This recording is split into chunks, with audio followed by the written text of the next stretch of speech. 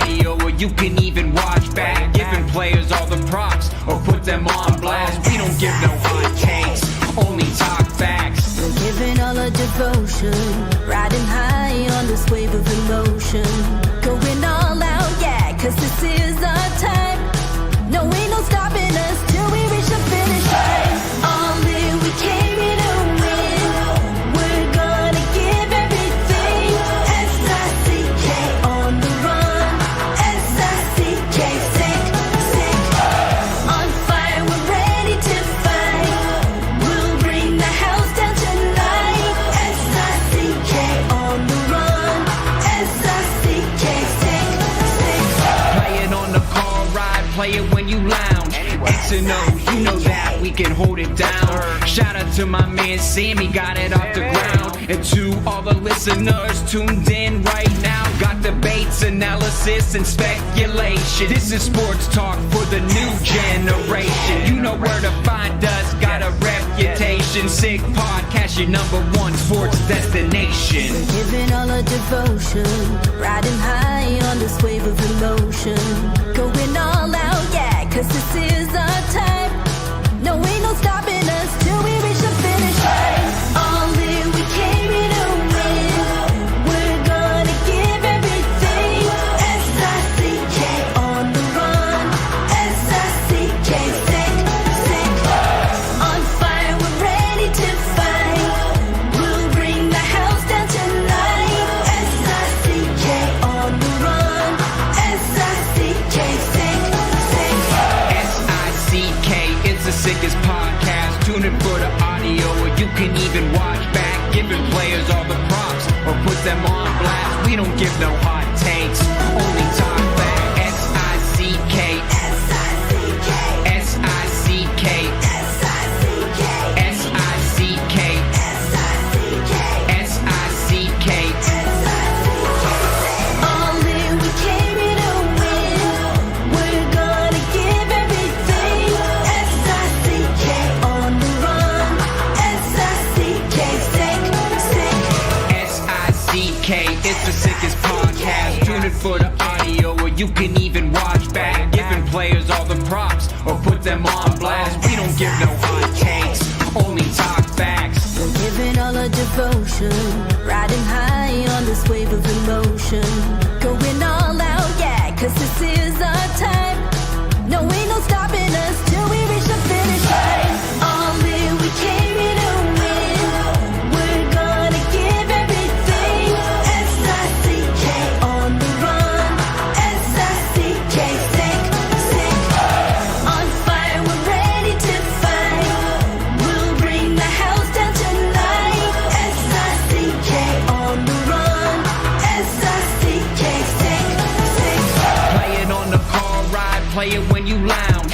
X and O, you know that we can hold it down. Shout out to my man Sammy, got it off the ground. And to all the listeners tuned in right now, got debates, analysis, and speculation. This is sports talk for the new generation. You know where to find us, got a reputation. Sick Podcast, your #1 sports destination. We're giving all our devotion, riding high on this wave of emotion. Going all out, yeah, cause this is our time. No, ain't no stopping us till we reach the finish line. All in, we came here to win. We're gonna give everything. S-I-C-K on the run. S-I-C-K, sick, sick. On fire, we're ready to fight. We'll bring the house down tonight.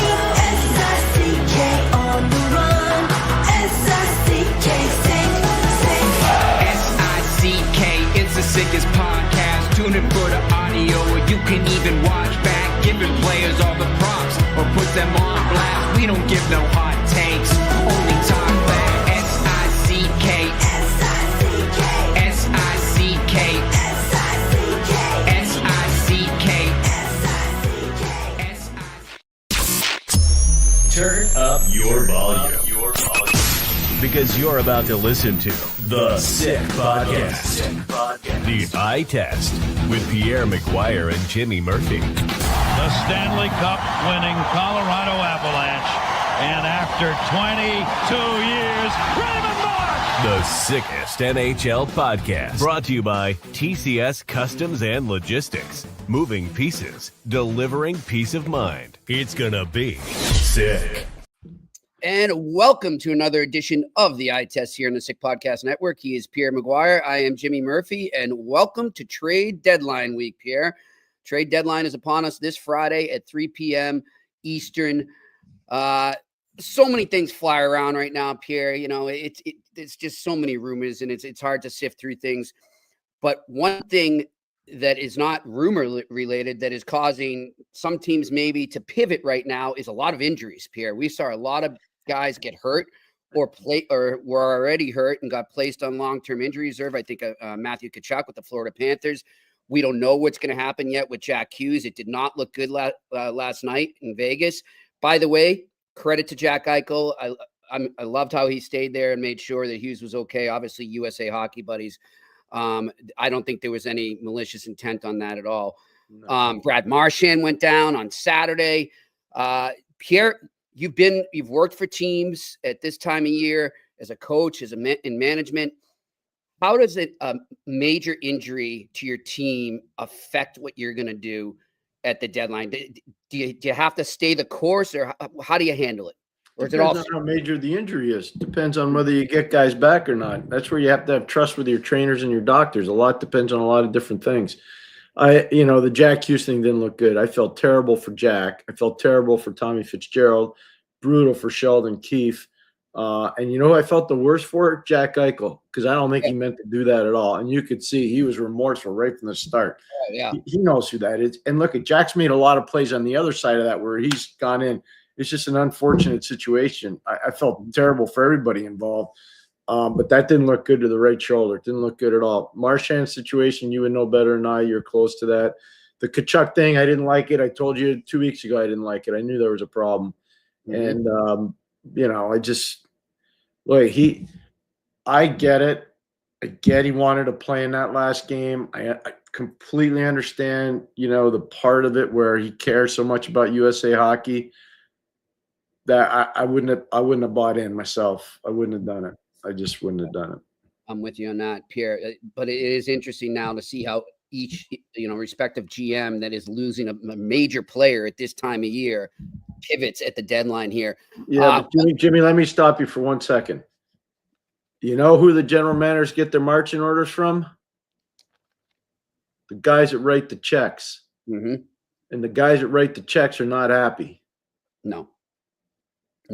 I think that's valid to say, Pierre. I think that there's a lot of owners right now. And as we said, and I brought up with Marty Walsh last week, I think that's going to be a topic of conversation as we go forward when they're discussing the World Cup. I will just tell you this right now. And anybody that denies it, they're lying to you. Mm-hmm. They're lying to you. Go see what the temperature was like in 2014 when Tavares came back injured from the Olympics. Yep. Go check. Yep. Now, we didn't have one. There was more than one hurt in that Olympics, but he was a broken leg. Yeah. Go check out. Just go look at all these injuries from this. And if it affects somebody standing, let's just say for the sake of argument, let's say that New Jersey goes in this unbelievable spiral downwards. Mm-hmm. And I don't know. I don't think it's possible, but if they miss the playoffs. It's still possible. I know. I personally don't think it is, but let's just say Hughes is done for the year. We don't know that, but we're playing a hypothetical. Mm-hmm. How do you think ownership in New Jersey will be? Not happy. Not happy at all. My question to you then, Pierre, is, this is a team that I think looked at this as sort of, I don't know if all in might be a little too strong, but they looked at this as one of their windows to really go for it this year after a tough year last year. I agree. How does ownership so say this happens, let's say for argument's sake that he's out the rest of the season, right? And we don't know if they missed the playoffs or let's say they just make it in, but then they're out in one round. If ownership is evaluating the job of the general manager, how much does that play a role? Does it give him a little leniency there or no? What a good question. The way you phrase it's perfect. So here's what I'd say. Depends on the attitude of the owner. Depends on how. Sometimes they tell you straight up, our poor general manager built a good team, but he can't legislate against injuries. They just happen, and that's bad luck, and feel bad for him. Or, you know what? We don't care. Mm-hmm. We're mad at where our team is. I won't tell you the owner, but I had an owner talk to me once. This would have been almost a decade ago, give or take, within the last decade. Mm-hmm. He was so angry that one of his players got hurt in an extra situation. Yep. That to this day, I don't think he'll ever be happy about anything. Wow. He was so mad. Yeah. And because I said, look, the Olympics are really important for the league. You don't realize all the extra people watching. That actually it translates. When NBC had the hockey rights, oh yeah, we would get millions of extra people watching women's and men's hockey. It was amazing. You know, the gold medal game in 2010 had 35 million views. 35 million, not 14 million combined, like they're talking about with this 35 on a standalone. If you put Canada in, it's 26 million. That's that's almost over 50 million.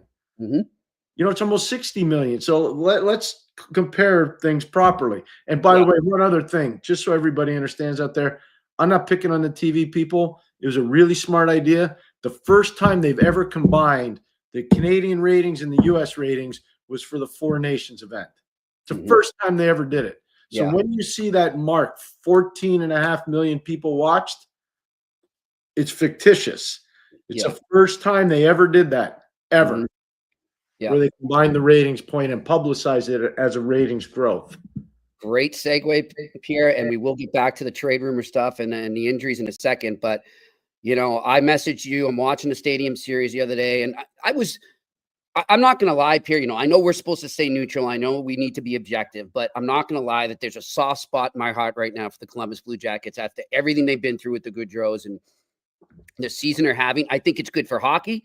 I think it's a great story for sports fans and just human interest in general, what they're doing, and that they look like they're going to the playoffs. And nobody thought that in the beginning of the season. And they've really harnessed it. What happened with the Goudreaus, they've really harnessed it and played for them, literally. And it's a wonderful story. So there they are in the Stadium Series on the tail end of a back-to-back with the Red Wings. They had taken the first game, and they're trying to, pad their lead above the Red Wings there. And, you're seeing stuff come on social media. It looks like the Gaudreau family is going to lead the team out onto the ice. So I'm getting all excited. Like, this is going to be a great moment. I'm really getting excited. I go to tune in, and it's a college basketball game. So then I just put it right there. Anybody have any idea who can watch the intro here and where is there a pregame? A good friend of mine, Jim Barringer, said, Jimmy, check out ESPN Plus. It's supposed to be there. I went there. It was not there.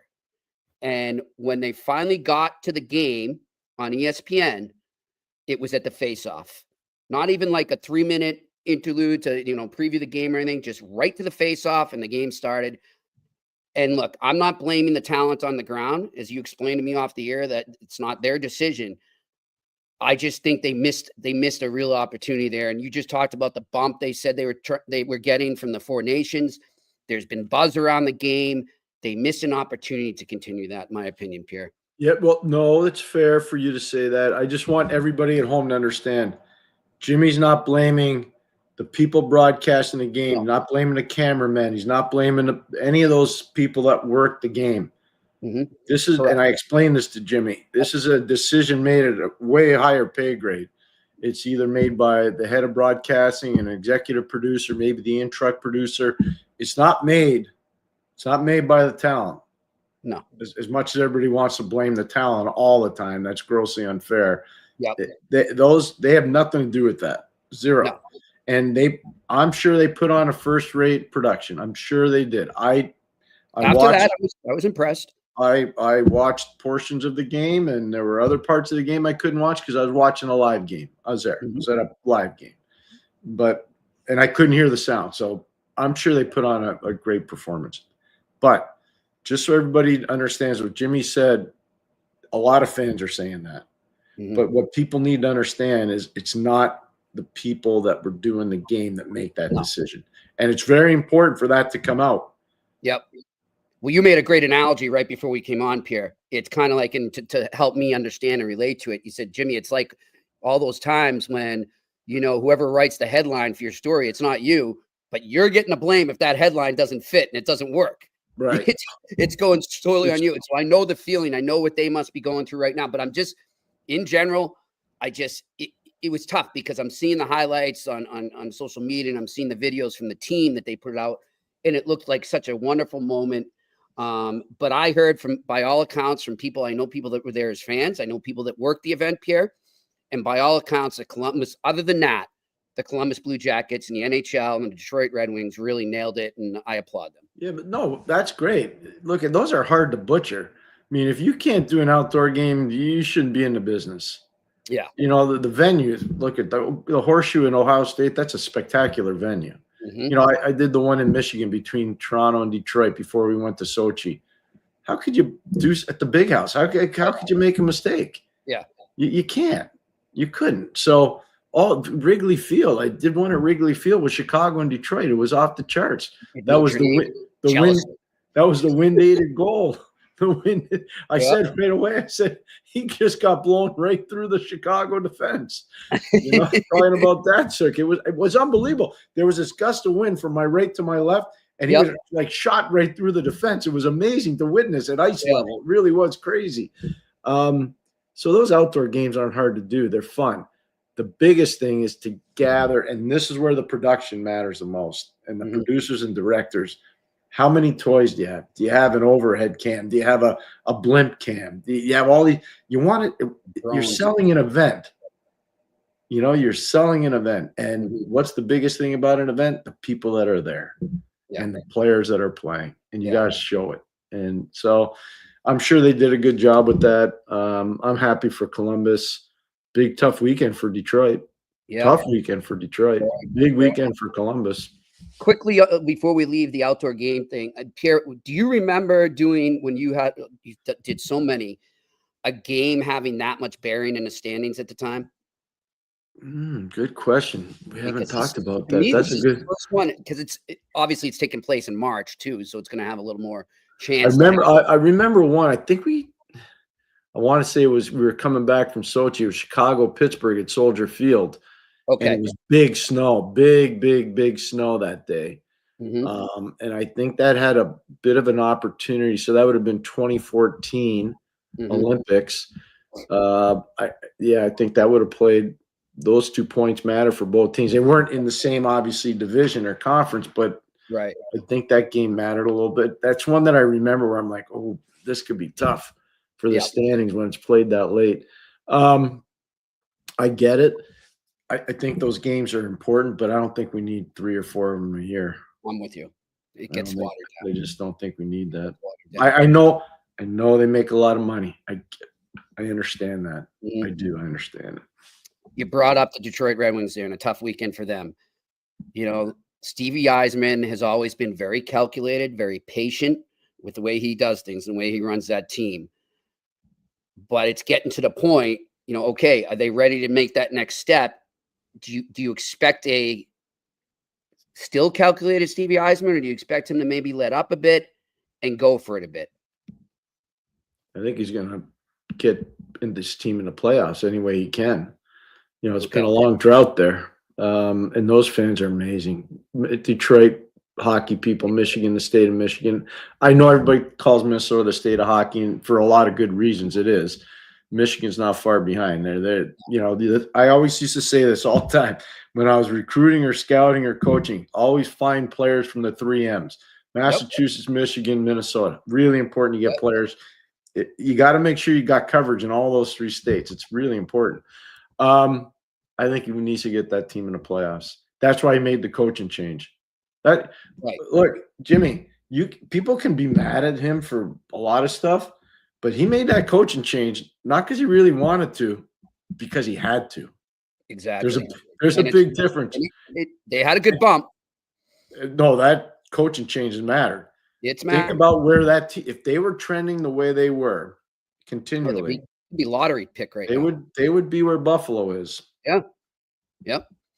So with that said, I'm with you. Like, I think this could be the first, because he rarely takes on rentals, right? He'll rarely do that. It's always got to be sort of a player for player, as close to a hockey trade as he can get. I think this is a year he might just do it. He says, look, we need to do this right now. And especially in that bottom six, there's some good centers available out there. I think this is a good opportunity. Well, the Andrew Kopp injury hurts them. Like, for whatever people think, he's still a good affects him. He's an important player. What can I say that they're going to do? I think they'll do something. They have a lot of people forget too. They've got a lot of assets. They've drafted very well. Look where Grand Rapids is. Look what Toledo's doing in the East Coast Hockey League. I mean, their depth in goal. Trey Augustine, Sebastian Casa, Carter Guylander, who's ripping it up in the East Coast Hockey League with Toledo. Like, I'm telling you, they got coverage everywhere. That's just in goal. It's just in goal. They've got defense prospects. They've got forward prospects. They've got role player prospects. They got a lot of stuff. Draper and Horkoff have done a really good job. The two guys, the former Red Wing guys, and they've done a good job there. They've done a really good job there. I'm going to say, and I'm stressing this right now. This is just my opinion. I have nobody telling me this is going to happen. I haven't heard that there's interest. I'm just looking at the need and the fit. Jake Evans to Detroit makes a ton of sense to me, Pierre. I think I really do think that would be a good fit. What about Toronto? Toronto too, but Toronto, I'm feeling like Trey Living's thinking size, like bigger size, like a bigger guy there with more grit. But I don't know why. Here's how I see Jake Evans. And it's all of a sudden fashionable to talk about the role players that Tampa got. Okay. Can all those revisionist historians come and watch what's been going on here for a long time? Barclay Goodrow, okay, Blake Coleman, Yanni Gord. Those guys influenced a lot of what happened with Tampa, okay? Oh, yeah. Jake Evans and Yanni Gord, they're not much separating those guys. Nope. They're pretty darn similar. So, if I look at, I don't know, Bobby McMahon, Jake Evans, Max Domi, I don't know. Yep. I like it. And I'm glad you brought up Tampa Bay. Remember what Jack Michaels said about a week ago on this show? Oh, he's pretty good, Pierre. Oh, yeah. And he said, I don't care what they say about Hellebuck right now. He's pretty good. And Pierre, I've been watching them more closely since. Watch out. They've won 9 of their last 10. I know that. And he is in the zone. He's in that zone he was in those cup runs, man. He is. You know who else is playing great there? Victor Hedman. Oh. Don't sleep on the Tampa Bay Lightning right now. No, I wouldn't. So if you ask me. But Jimmy, I think that's part of why you saw Florida get really proactive. I don't think they were in a rush to trade Spencer Knight. I really don't. I don't think they were in a rush to. No. But I think they saw an opportunity. And here again, I don't see anybody talking about this. And if they are, I'll be the first person to say, you know what, I'll call you up and apologize to you. The general manager of the Florida Panthers, before he got that job, he used to work in Columbus as the assistant general manager. And he used to play in Columbus for 5 years when he was there? Mr. Seth Jones. Yeah, Seth Jones. So internal knowledge, knowing both sides of the deal. Yep. So the general manager of the Florida Panthers knows exactly what he had with Spencer Knight, and he knows exactly what he has with Seth Jones.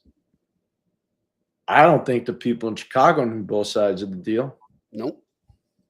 Good point by you. And man, Pierre, you're Mr. Segue today, because the next thing I was going to bring up is the trade between the Colorado Avalanche and the New York Rangers. The Avalanche acquired Jimmy Vesey and Ryan Lindgren and Hank Kempf. Remember that name?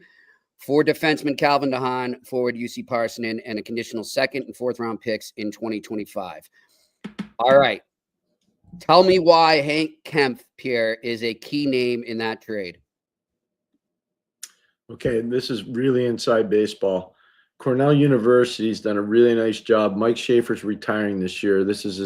He's already coached his last regular season game. They start the playoffs this Sunday at home. They're playing Yale University in a 1-game knockout game. If they win, they move on. If they don't, Mike's career is over as a coach. He's done a great job. Although coach for his 30 years at Cornell, Mike Schaefer, done a great job.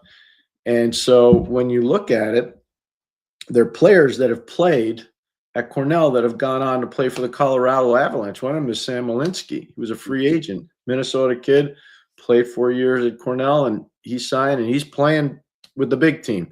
Another guy is Matthew Steinberg. Matthew Steinberg was a 3rd-round pick out of St. Andrews. He played a little bit during the COVID year in West Kelowna in the BCHL. And then he signed after his 3rd year at Cornell with Colorado. He's playing with their farm team, but he's played up with the big team. So they've had eyes on Cornell. Colorado has for a long time. They've been evaluating a lot of their players. So they know what Hank Kemp can do. And Hank Kemp's a kid from Illinois who played in the USHL, Muskegon. He doesn't get points. He blocks shots. You know what he'll remind you of? Robert Bortuzzo. Oh, that type of a player. Like like a fearless shot blocker, a physical guy. It's painful to play against him. You know, all these unselfish things. So everybody's talked about, well, Rangers got this and Rangers got that. I'll tell you what the Rangers won't have: Hank Kemp. Mm-hmm. And if I'm not mistaken, Pierre, I think it was last week or maybe the week before, we were starting to look ahead to the deadline, and you brought up some of the needs that Colorado needed, and you specifically said bottom 6 guys, depth guys. That's what they need there. Yeah. And there you go. Well, so Lindgren, I love what Jared Bednar, their coach, said. And Jimmy, you nailed it. You had it on. You're the one that sent it to me because I don't do that social stuff. Mm-hmm. You got it to me.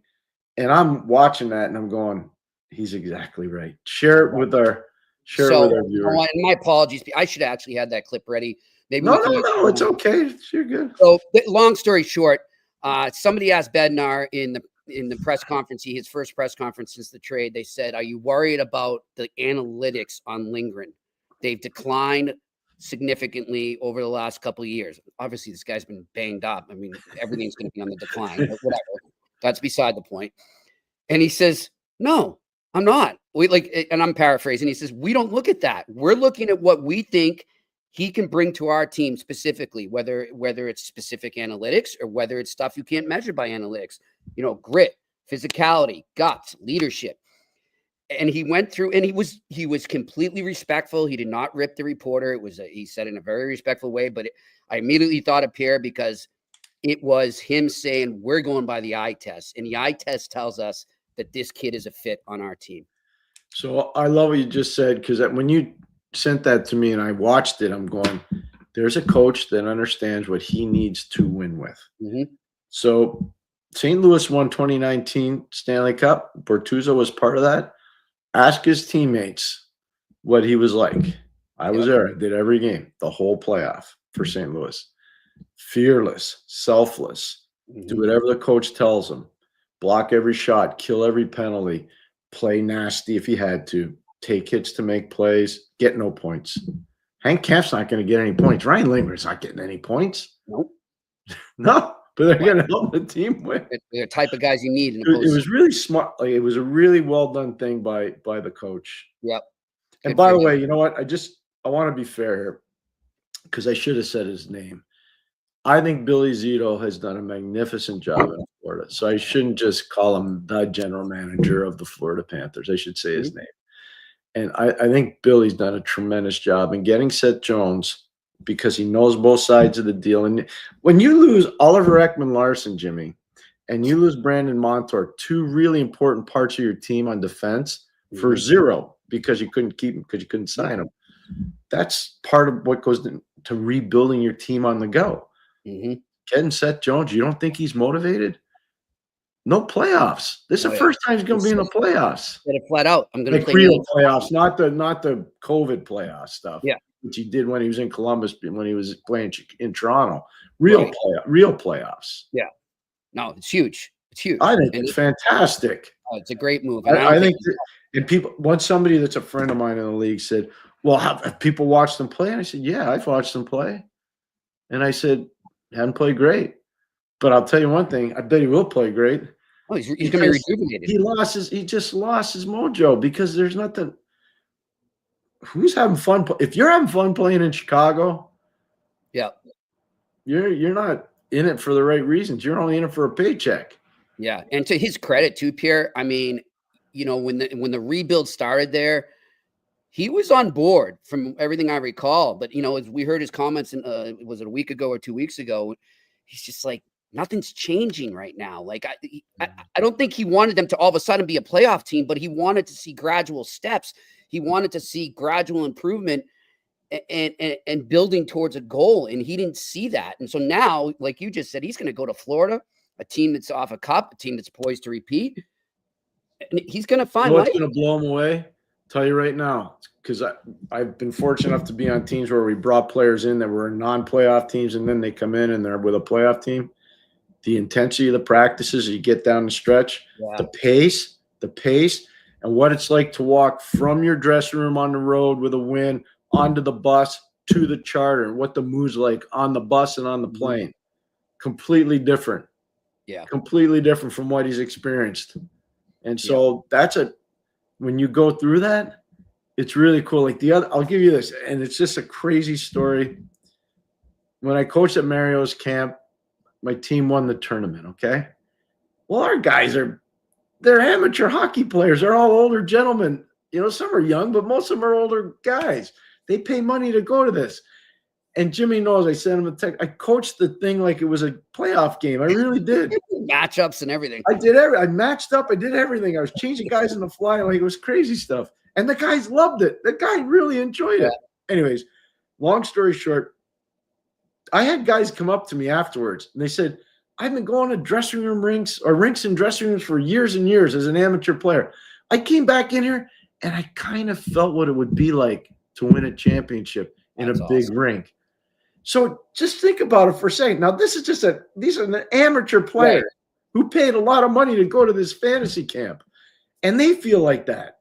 Yep. Can you imagine, like, you got a chance to win the Stanley Cup, what it's like to feel like that? No, especially coming from a team that's looking at the lottery pick again. I mean, speaking of this team, Pierre, and, we'll get to our sponsors in a second here, but like now it appears that they're going to have this Matthew Tkachuk LTIR space going forward. As we said, we're not happy to see Tkachuk injured, but if you're Bill Zito, all of a sudden you can make another big addition. I think they will. And so one thing people need, I don't know where this is going to go, and I don't want to be a jerk in this whole thing. They got to get Sam Bennett signed at some point, or they're going to have to let him go for nothing at the end. They need him for the playoffs this year. Yeah. That's the dirty little part of this thing that nobody's talking about either, unless they're down in Florida. They're talking about. I don't know. Maybe they are in the press. I have no idea. But that's not getting a lot of jam around the league, I don't think, Jimmy. I haven't seen it anywhere. No. But I'm with you. You know what? Like I heard some people today up in Toronto talking about Mitch Marner, and if you heard anything on that, it's silent on his stuff. But I think they're just kind of like, you know what? We got a good window here to win. Let's just let the chips fall. Hey, let's not screw things up. Here's one thing. I said this today. I worked with Julie Stewart-Binks on another podcast. She's excellent, by the way. So much fun. I love working with her on Monday mornings. And I just said, just so everybody understands, everybody's tired coming out of the Four Nations except for one guy. Mitch Marner, he's shredding the league. He's unreal right now. He made a play against the Rangers on Friday night, late in the game, when he sealed the wall there, and Shesterkin shot it into him, and then Matthews gets the puck and moves it over to Nice. Yep. I'm watching that. Now it's the next day because I was at a game live Friday night, but it's the next day. I'm watching it. I'm going, wow. Like, that's championship effort. That's giving what you got to win. Yep. I was really impressed. I think Mitchell's played so well. If he wins a Stanley Cup in Toronto, you really think he's going to leave there? No. I don't think so. No. And by the way, how about that Matthew Nyes goal at the buzzer there in the second period? Well, on that break. That was elite. That was elite. And the bench clear, because if you've been in the Pittsburgh rink, he's attacking that end, which is a second period. Yep. That's where the Toronto bench is. So there he can hear his bench mates because he's going right by them. Exactly. They're yelling at him. So, go. The clock's going. Yeah, you got 3 seconds, 2 seconds. So he hammers that. Now, the one thing I'll say is Yoel Bloomquist, the goalie, he got sent down today. They brought Tristan Jarry back. Right. And I was there last week, and I know I said it to you. Bloomquist had a really tough game against the Rangers. I thought they would have sent him back last week. Yep. And here's the thing for that poor kid. I'm just telling you, it's the same like Jakob Dobish in Montreal. I'm watching these guys shred him up high. These guys are dropping way too quick, and the book's out already on both those guys. Jimmy, I'm just telling you. So they're going to have to adjust. But on both those players, those goalies, you can just see it. Nobody's shooting on the ice on those guys. Everything's high and hard. By the way, Pierre, before we move on, you talk about Jerry called back up. Interesting comments by Kyle Dubas saying that had nothing to do with him resetting. It was just a basic condition assignment, because I went back and checked his comments when they did send him down, and he specifically said, I hope he can go down there and reset, and we really hope he can find his game again. I don't get why you take a 180 on that stance. There's nothing wrong. Like, good. I'm glad he went down there. I'm hoping he reset. It was just interesting how he changed the tone of the transaction. I was seriously, I'm being totally frank here. I'm not trying to be obstinate or rude or even trying to be funny. I was an English major in college. I had to read a lot of hard stuff, Old English, prose, everything else, decipher it, and then write papers about it. He said something that I read, Jimmy, and probably that's what you're alluding to. I didn't understand what he was saying. I'm just being honest with you, Jimmy. I didn't understand what he was saying. Do you have that, Jimmy? I have the quote from when he went down, when he was assigned down to Wilkes-Barre. He said, I think we talked about this a little bit. When Tristan went down on a conditioning stint, it's up to him to go down there and use it as a full reset. And if he does get through, we'll go from there. I think it'd speak worse. And then he was saying, look, I'm owning this too. That's the first time. I'm talking about this time when this time, yeah. Yeah. I think I've got that too. One sec. That was the one I didn't understand, because I was trying to understand what he was saying and I couldn't follow where he was going with it. This was printed by NHL.com yesterday afternoon. And here's his quote now, talking about him coming back up. The previous stint was, as it's deemed, conditioning. He really didn't go down there to try to get his game back on track. We knew it was going to be 2 weeks. There's no timeline on this one. The job is now. If he were to clear to go and earn his way back up, it's solely circumstantial with this. So I'm not trying to be mean, but there's got to be an easier way that's like a word salad thing. And I hate to use that term because that's a political thing, but what's he saying? I don't know, Pierre. I'm with you. I'm confused. Like, what is your point? I just want to know how he viewed this whole thing. Like, he signed Tristan. He was like 2 weeks into his job, and he signed Tristan Jarry to a massive contract. He did it. Nobody else did. Yep. The previous management didn't do it. Ronnie Hextall didn't do it. He did it.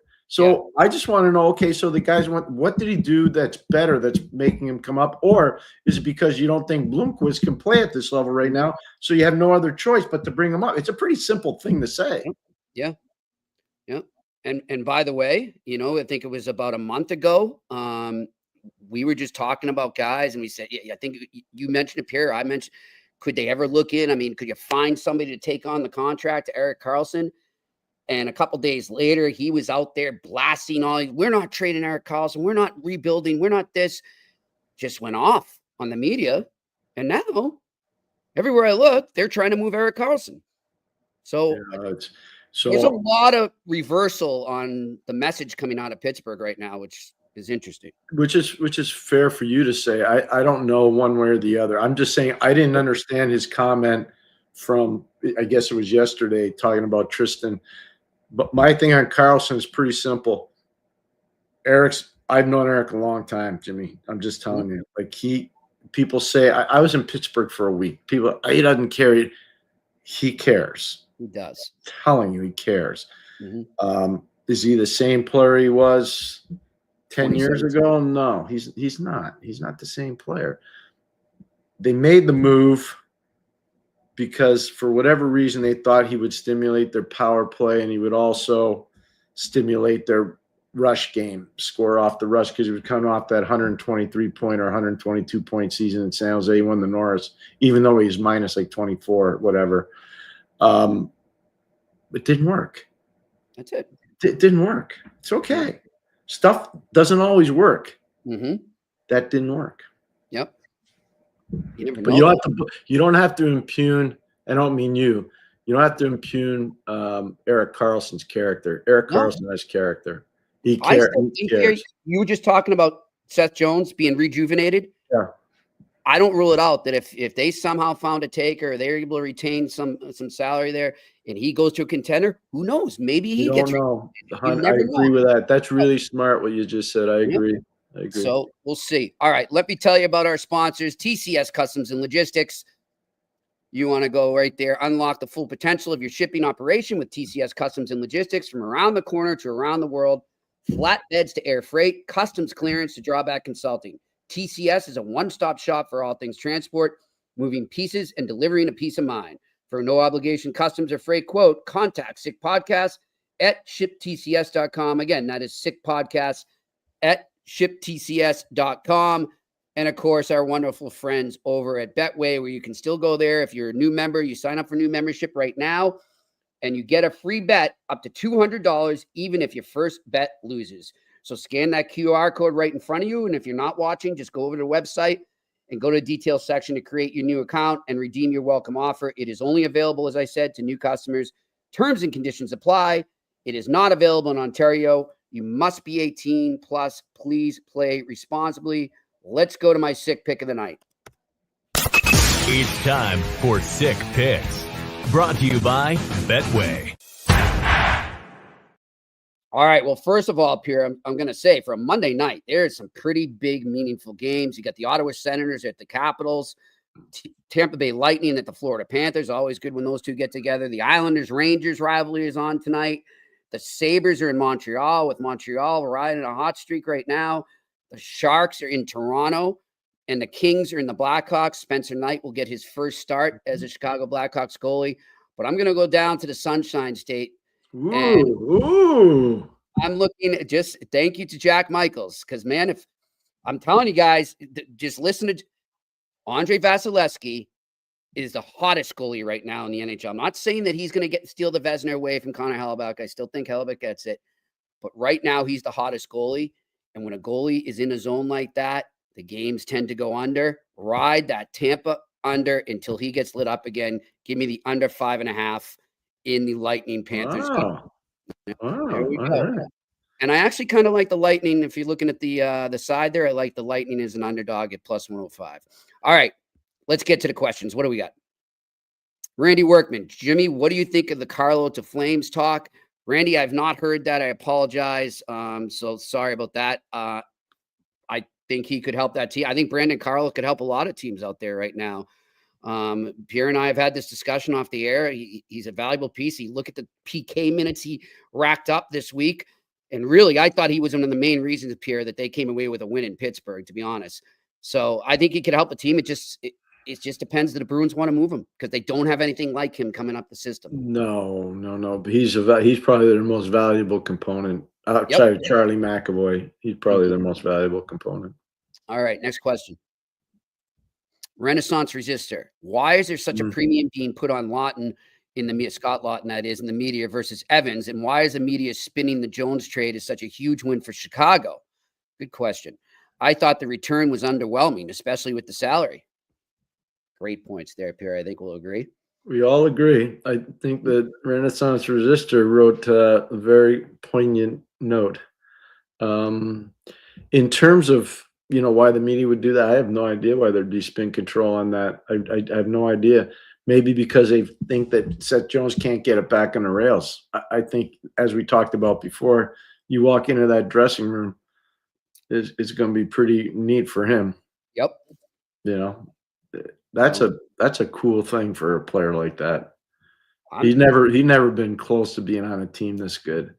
So I think it's going to be really neat for him. I'm excited for him. I personally think, like, I can say this, Jimmy, I feel really comfortable saying this. I think he's one of the better players we've had in the league that people think isn't that good. If that makes sense to you. It does. He's played in some really bad situations, tough situations, and I think he's a really good player. All right, next question. Renaissance Resistor again. Which teams match up the best with the Habs as trading partners? And if Evans is kept, could a playoff push make him more inclined to stay?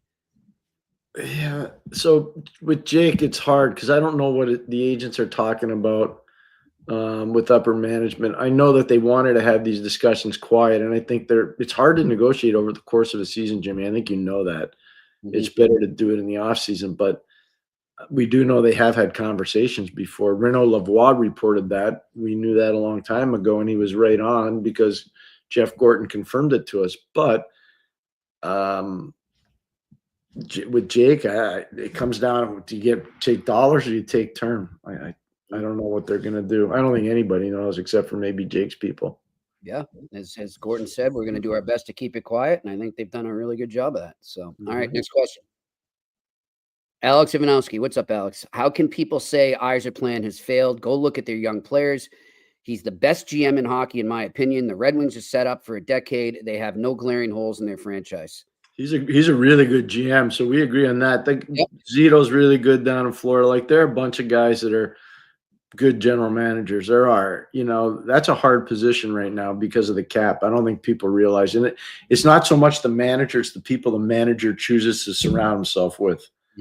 That's a big part of this thing too. And so Steve has surrounded himself with a lot of guys that played for the Red Wings, and he trusts them and likes them, and he should. It's like the great Fred Shiro, the late great Fred Shiro said a long time ago, win today, walk together forever. And I think they've kind of lived that way in Detroit with whom they've hired.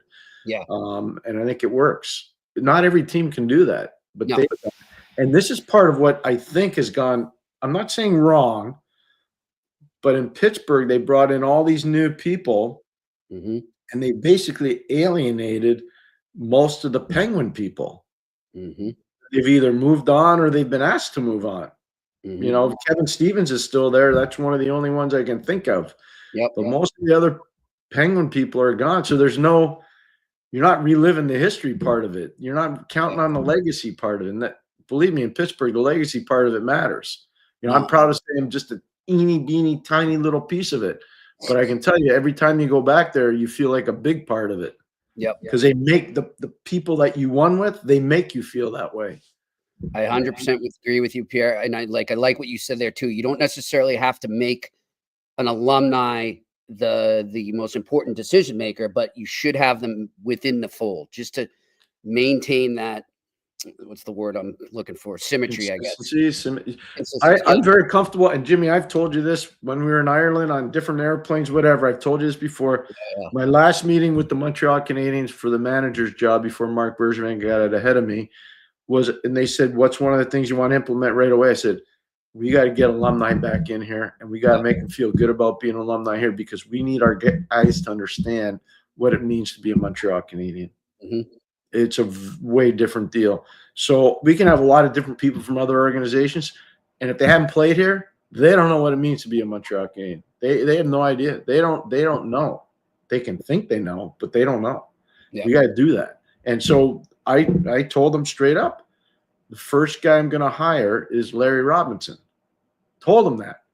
I'm not like they could be mad at me all they want for saying this publicly. I don't care. I love that idea too. I remember when you told me. All right, next question. Ethan Russell. Pierre, thoughts on Cole O'Hara? Nice, Ethan. Go UMass. Is he ready to jump into the Preds lineup? He had a great game last Thursday. Pierre did that game with Nathan Strauss. It was a pleasure meeting you in the first intermission. That was a great game. Ethan, I really appreciate you coming up to talk to me. It really meant a lot to me. You were really gracious. I think Cole O'Hara could use another year. He's a really good player. So rather than go and do it in Milwaukee, which is where Nashville's farm team is, I think be the captain at UMass. Dominate. Their team's going to be really good next year, Jimmy. They're going to be really, really good. He's a really first of all, Cole's a really good player. He's going to play in the league at some point. It's just a matter of, do you come out now or do you do what Kale? Now it's different. Kale went back for another year and paid off, obviously. I think he should think about that. Cole should think about it. It's like Ryan Leonard. Ryan Leonard could have left last year. Perreault could have left last year. They were smart. Now they might get revenge on everybody and win the national championship. Who knows? Yeah. And by the way, congratulations to our good friend Greg Carvel on becoming the winningest coach in UMass hockey history. That's not that won't be the last record he breaks. No, it's a big sweep for UMass Amherst over UMass Lowell as well. Yes, it was. That was a big weekend for them. All right, next question. Randy Workman, I think the Blues make the playoffs with the Flames and Canucks falling all over themselves. Randy, not too optimistic about your team, eh? Hey, I've seen crazier things happen. Think of the Blues in 2019. I don't know. We'll see. I think it's still wide open. I think plenty of things can happen. I tend to think they'll miss barely, but I'm not ruling it out. Vancouver better wake up. If you haven't seen it, and I hate to beat on a player, if you haven't seen it last night, watch where Matt Beniers beats Elias Pettersson clean on a face-off. That's his man, one-on-one. That's your man, center on center. He doesn't take him. Puck goes right back to the point shot on goal. Beniers with the deflection. Nice job by Matty Beniers with his hands. And I'm watching the body language and the reaction of Pettersson. I'm going, you know what? You're so fortunate that I'm not coaching there, because tomorrow when we have a chance to go to the rink and watch tape, it'll be delightful for me and no fun for you. Yeah. He's lost right now, Pierre. I don't know. I don't know what to say anymore. I feel bad for the kid. Something's wrong. I feel bad for everyone involved, you know? Yeah. Rick, by the way, Rick Tockett's as tough as there is, but I think he's handled this one very well. He has not, unless I'm hearing different stuff that's not accurate. I think he's actually handled it pretty well. Yeah. If this was Rick Tocchet 10 years ago, it might have gone a little different. So, all right, next question. I would agree. Chris L., question for Pierre and Jimmy. How many new general managers do you see by July 1st? Good question, Chris. 3 is my over-under. Why are owners so slow to hold them accountable? Pierre, I'll let you take this because you were all over this in the beginning of the year. Because we've had COVID, and so what managers did that was smart, and I don't blame them for it, they went and told their owners, look, this is a different time for drafting. It's a different time for developing. It's just, this is a hard deal. And so a lot of owners kind of backed off pressuring their general managers to do stuff. And it's kind of worked for some teams and it hasn't worked for others.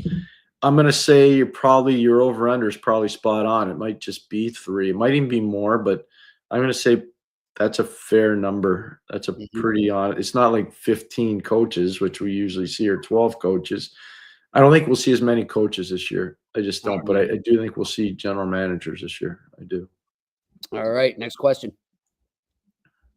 Randy again, how should coaches handle players' issues, and how long do they wait before they interfere? I think he's talking about Vancouver. I think that's probably – I think you're always got your finger on the pulse.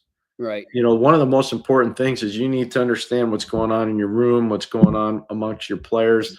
Are there those kinds of fractions that are happening? And if they are, how do you fix them? And so it's players will always tell you they want to be treated honestly, but they also want to be treated as adults. Well, that's what you do. Yep. You know, you treat them honestly and you treat them like adults. Pierre, we've seen in the last, I don't know, I'll say 10 to 15 years, a lot of teams take on team psychiatrists and really stress the psychology of the game and helping guys through sometimes. I'm sure Vancouver's tried that, but how much do coaches lean on that at times? Like, is there an outlet for them to kind of, you know, because you got this going in my head when we were talking about Rick Tocchet. We know Rick Tochet's kind of, you know, a hard edge type guy. He played a certain way and that's going to translate into his coaching. But as you said, he's done a really good job of maybe pulling back that and trying to understand what's going on with Pettersson. How much access do coaches have to something like that? I don't know. I'm going to say probably a lot. They didn't when I was working, but you know, times have changed. Yeah. But I would say probably a lot. The one thing I'll say is I'll just use this as an example. When I was in Edmonton with Kenny Albert during the COVID pod, that's where we were, 2.5 months.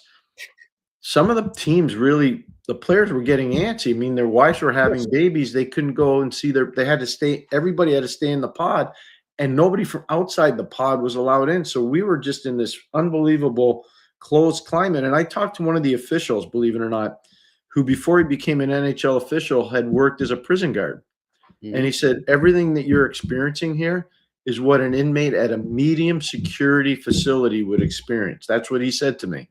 And I said, wow, that's fascinating. I never even equated those two things. And he said, no, this is exactly what it's like. Yeah. And so I said, okay, that's interesting. Now, that was like 2 or 3 weeks into the whole process. By about the end of the first month and a bit, teams were bringing in people to help their players because they were having problems. They weren't seeing their wives. They weren't seeing their brand new children. They weren't seeing their established children. You know, they weren't seeing it. So your point's well taken. I don't know how many coaches do that. I don't. That must have been huge for those guys then. I can't even imagine. Yeah. All right, next question. Alex Ivanowski, Jimmy, I'm going to give you some gambling advice moving forward. Bet Pittsburgh to lose and take the over each time. They can't keep the puck out of their net. Worst defensive team maybe ever. I don't know about ever, Alex, but Washington Capitals back in the 1970s are the worst defensive team ever. Yes. Yeah. There's been some beauties over the years. But nobody beats Washington. Go look at the minuses, plus minuses on those teams. Oh my goodness. I think with Alice's reference to Pittsburgh there, Pierre, I don't know how close you were watching that Pittsburgh-Toronto game. But I watched it all. Okay, so did you see when they blew the lead again at the end of the second period? We referenced the Nyes goal. Sullivan walking up the bench. Yeah, he's just like, what the bleep? What do I do with this? And he's like, he couldn't even. He was so frustrated. He couldn't even get the gum out of his mouth. Probably. It's just hopeless. It's a hopeless feeling. Oh. It's a hopeless feeling.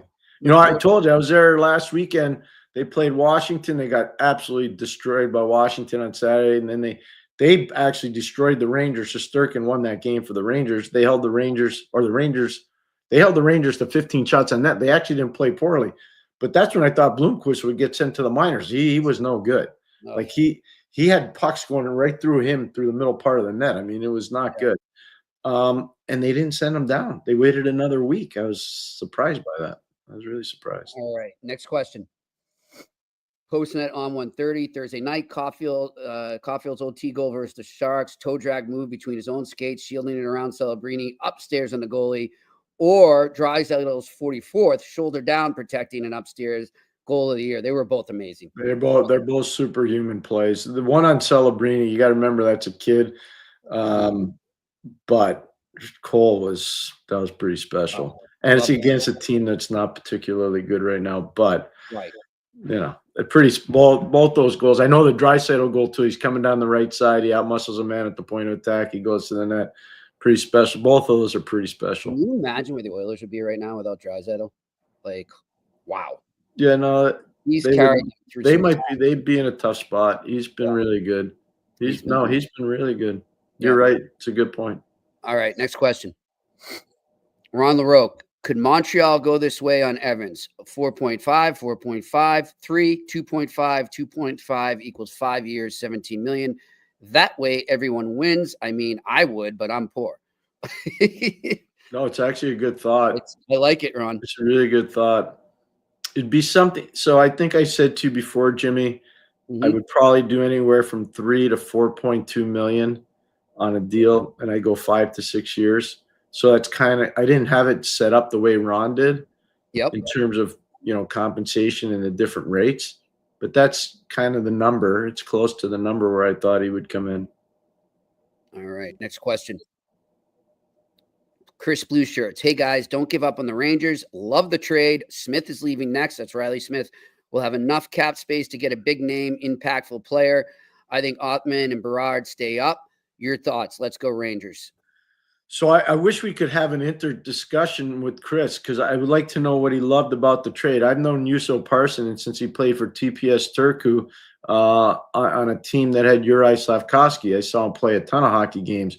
Calvin DeHaan's near the end of his career. He's still a useful player, but he's near the end of his career. Those draft picks, the 2025 draft picks, second and fourth round, you're not seeing those guys for 5 years. So I don't know, like, what part of the trade you like. I'd be curious to know. Yeah, I'm with you on that. Because Lindgren, I know Ranger fans want a lot of sex appeal and sizzle and all that stuff. Lindgren doesn't do that stuff. He never did.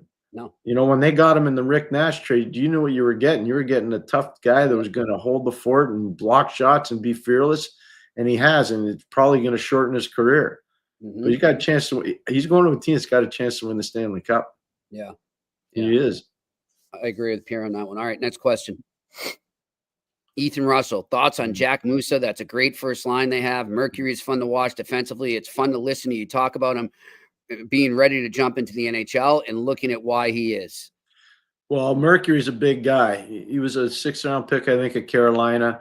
They don't have a lot of guys like him. Jordan Stahl would probably be the player that would most resemble him. He's really good on faceoffs. I think he's a top 30. He is definitely a top 30 guy in the country in faceoffs. Not so much percentages, but wins. He's won over 300 faceoffs.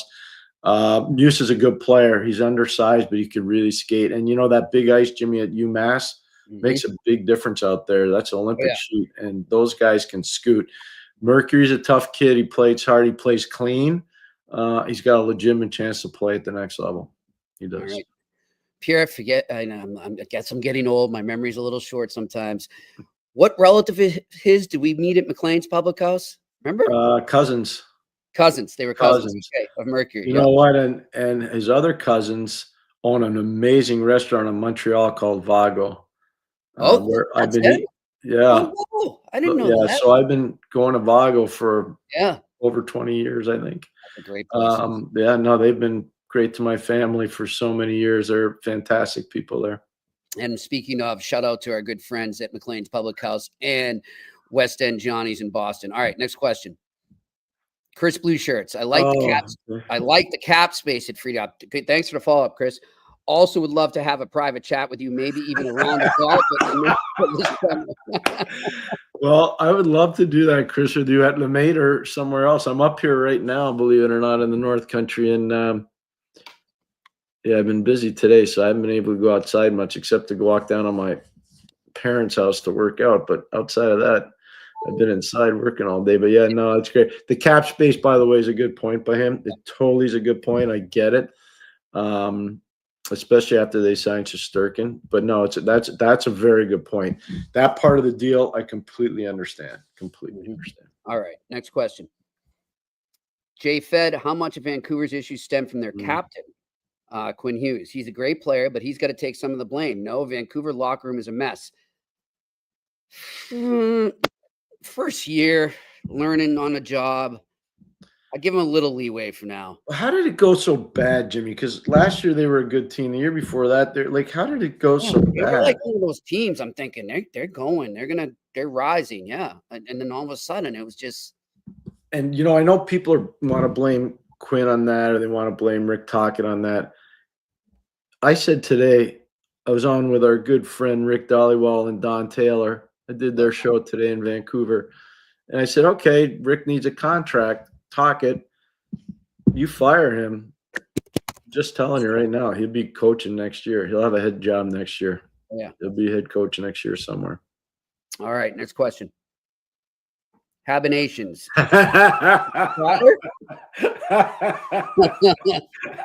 Ryder's on IR right now, so. So you know what? That's kind of cool the way you did that. I like it. There you go. Good. Well played, Habinations. Oh, right. That was good. We got any more of that? Nope, we do. We got some. Ethan Russell, are you guys headed to UConn this weekend for the NEPSAC Championship? No, I won't be. No, I'll be in Ithaca, New York. Report if you want to give it to us on Monday. Yeah, I'll be in Ithaca, New York doing the women's ECAC Final Four, which I'm really looking forward to. I'll be there actually starting Wednesday, Jimmy. I'll be there Wednesday, Thursday, Friday, and then into Boston to watch Northeastern and Providence. It's senior night, and so it's Ryan's last regular season game in college. So, yeah, I'll be there on Saturday night. And Pierre, glad you brought up Friday. As we know, it's the trade deadline. And due to Pierre's schedule and mine, we are going to be live from noon to 1. So right as the deals are really starting to flow through, we'll be on here live noon to 1 for the eye test. So mark that down. There will be no on-campus Friday this week because we want to focus on the deadline that day. So noon to 1. I'll continue to remind you throughout the week, but noon to 1 for the eye test on Friday. Looking forward to that. All right, next question. Ethan Russell, if you're in Boston, who are you trying to get back? For any of these guys you might trade, current NHLers, prospects, picks. I mean, Boston needs to get centerman. They if you can get Boston, if you can get NHL bodies that are centermen, then I'm doing that all day. But That's I don't what I'd be doing too. that, It's just not that that's not that easy to do. No. It's hard to do, but that's what I'd be doing. Yeah. I'd be doing that for sure. One thing and by the way, Jimmy, I want to compliment you. It was your idea to have Brian Riley on, the great coach, the longtime coach at West Point. You know how much I've been traveling the last month, and I never, ever blow anybody off when they come to see me. I'm like, thank you. Appreciate you coming to ask me a question or whatever. And I've had so many people, Jimmy, at different rinks or at an airport or, just being at a coffee shop say, that was awesome, the Brian Riley thing. So many people, it was really neat to see how many people took that to heart. Yep. Well, I did too. I mean, and the coach deserves all the credit for that, not me. Yeah, no, but you said it really good. And I'm just telling you, it was really, that's probably had as much. Scotty gets a lot of acclaim, Bowman, when he comes on with us. And I think the Pronger thing got a lot. Bill Daly got, we've had all these amazing guests. They're all excellent. Trust me, they're all really good. But the one about Brian Riley hit a nerve in a positive way. It did. It really did. And I think both of us have military connections. It hit home for me with mine and my late father. So I let the coach know that. And I talked to a couple of friends of mine that served in the Army and saw it, and they were emotional over it. So really appreciate the coach joining us there. And speaking of Army, Pierre, and speaking of the team we were discussing earlier a lot, the Florida Panthers, we are trying to nail down a time this week, but we look like we will be getting Florida Panthers CEO Matthew Caldwell joining us on the team. I'm sure he'll have some great words to say about Coach Riley as well. So we'll look forward to that. And that is it for our questions, my friend, here on the Monday on the Eye Test. That was a lot of fun. Great questions as always. Want to thank Shane working the boards back in Montreal. Thanks to all of you in the Q&A section, and thanks to everybody. I'll be on with Tony tonight, post-game. Montreal, and you're also doing Bet Rivers as well, right? I got 2 post-games tonight, so I got lots of TV working tonight. All right. And Montreal, I'm going to be watching that one, and I'll be watching the Florida-Tampa game like I told you earlier. If you were Buffalo. Yeah, what's a team we didn't bring up today? Who would you I wouldn't trade Cousins, but it sounds like I wouldn't trade Tuck either, and I keep hearing his name. I told you a long time ago, if I was on another team, that's the guy I'd try to get, Tuck. And I don't think I'm at liberty to say it, but I know a team that's trying hard to get him. No, don't say it. Don't ever. I won't, but you know who I'm talking about. I do. And I think it would be a good fit for them. So we'll see. Home run. It would be a home run. Yep. But yeah, if you're Buffalo, everyone's talking about them so much. It's got to be interesting for them. Right? It's got to be interesting for Kevin Adams. Like, what are they going to do? Like, what direction are they going in? I know Rochester's doing great. Yep. They're doing awesome down there. Somebody just asked there, and I apologize, I forgot the name already, but when they asked me, are you looking for bodies, picks, prospects if you're the Bruins? If I'm Buffalo, there you go, it's Ethan. If I'm Buffalo, I'm looking for bodies, Pierre, if you can get them. Like current NHL bodies, because how many picks and prospects can you have? That's all they've had for 10 years now. I mean, give me some healthy bodies, and I know you're not going to the playoffs, but still get some guys in. Let them get acclimated and build towards next year. You got to make next year. This can't happen again. This is it. That's it. Cannot happen again there, because then you're going to lose the mark. You're close to losing it now, especially because the Bills are so good. Yep. You got to be really careful with that mark. That's a great mark. Those people, I've told you, Jimmy, for years. Yep. Like they are the most amazing fans. Yeah, because they got there's no corporate ticket stuff going on there. Those people buy tickets with their own money. Yep, they do. They buy boxes with their own money. Like that doesn't happen in a small city. That's not happening in some of these small towns in the NHL. As you said, look at how many former players go back there to live there full time. It's amazing. So hopefully they can get it turned around. But we will be back tomorrow here in the Eye Test on the Sick Podcast Network. Until then, enjoy all the hockey tonight. Have a good one. And that's a wrap. Hope you don't miss us too much until next time. Follow the Eye Test with Pierre McGuire and Jimmy Murphy on YouTube, Facebook, Google Play, and Apple Podcasts.